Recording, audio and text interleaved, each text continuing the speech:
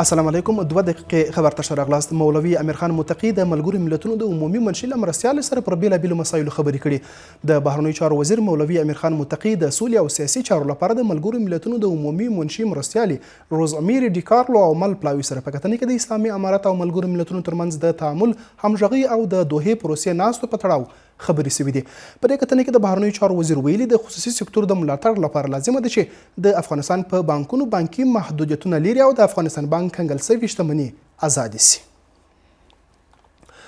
تیرو 3 ورځو وروښتونو له امله 1 هیوادوال مړه شوي. له پیښې سره د مبارزې چمتووالي ملي اداره وایي چې له تیرو 3 ورځو وروښتونو له امله د پلازمینې کابل په ګډون په 1 شمېر ولایتونو کې 1 هیوادوال مړه او 110 ټپیان شوي دي. د یادې ادارې د معلوماتو پر اساس د دغو واورینو وروښتونو له امله 458 کورونه په بشپړ او قسمي ډول ویجاړ او ترڅنګ یې 380 کورنۍ ځپل شوي دي.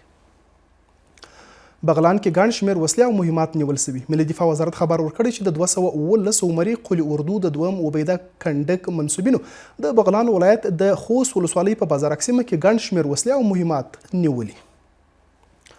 کندهار کې کډوالو ته د غنمو د ویش لړۍ پیل شوه. د کندهار د کرنې اوبو لګولو او مالدارۍ ریاست مسؤلین وایي د اسلامي امارت د مشرتابه د ځانګړي فرمان پر بنسټ به 1800 ټنه غنم له کندهار څخه د هیواد په 6 ولایتونو کې پر کډوالو وویشل شي.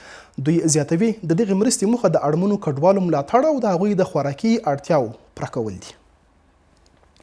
او ډیره اسماعیل خان کې د واده مراسمو پر مهال د امن کمیټې قومندان په ګډون 9 تنه وژل شوي. د خیبر پښتونخوا په ډیره اسماعیل خان کې د واده مراسمو پر مهال 1 تن په ځان پورې تړلو چاودیدونکو توکو ته چاودنه ورکړې شوې.